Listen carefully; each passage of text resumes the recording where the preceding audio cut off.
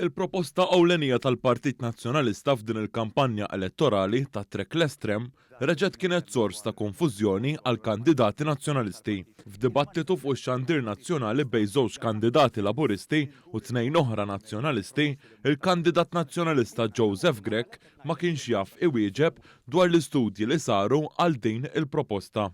Imma saru studji dan. Saru studji. U min għamilhom min ikkommissjonhom kollu għax issa tista' toqgħod tgħidli min għamilek dik hija l-proposta. Ma wieħed irid jistaqsi ġifieri min għamel. Ħudu paċenzja qed nippruvaw nfittxu x-xara fl-aġina fuq proposta.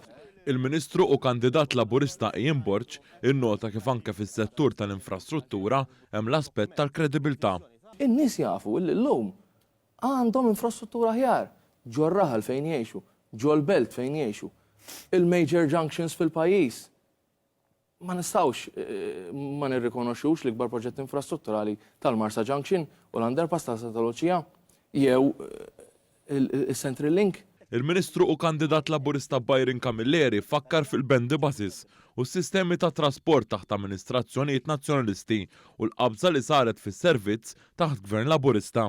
Boris Johnson jitmejjel bina kien għax ħeles minnhom liċ-ċittadini tiegħu u bellaħħom lilna. Minn hemm mill-laughing stock tlaqna u llum għandna sistema ta' trasport pubbliku li taħdem.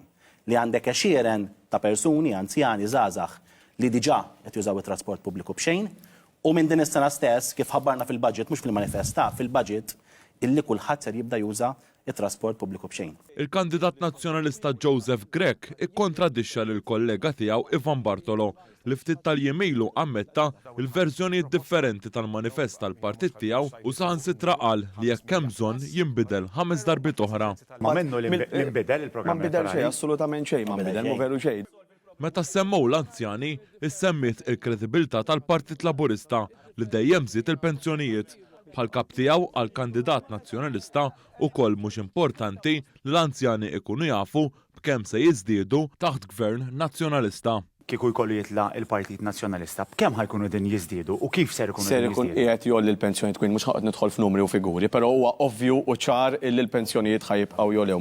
Il-Ministru Camilleri mill-ewwel irrimarka għaliex il-kandidat nazzjonalista ma kienx kapaċi jgħid b'kemm se jiżdiedu il-pensjonanti. Il-Partit Nazzjonalista mhux kapaċi jwieġeb dik il-mistoqsija tiegħek għaliex ma jafux u għaliex ċert li għandhom l-intenzjoni li jerġgħu jagħmlu bħal qabel.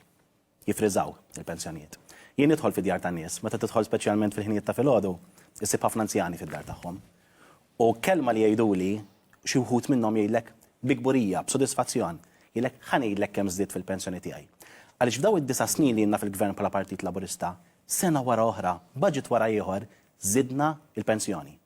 Il-Ministru Ian Borch temm id-dibattitu billi tkellem dwar il-pjan kredibbli u tim kompetenti li għandu l-Partit Laburista biex ikompli imexxi il-pajjiżna l-qudiem. Kulħadd jaf li fl-aħħar snin in-nies marru l-qudiem jekkux pensjonanti, jekkux żgħażagħ, jekkux ħaddiema, jekkux nies li ħadmu n-nies u għal daqstant is-sibt li ġej hija għażla bejn il-futur u l-passat. U jiena ċert li n-nies kollox inħeġġiġhom jipparteċipaw f'dal proċess demokratiku għaliex għandna fiduċja li meta jevalwaw ser jażlu l-Partit Laburista.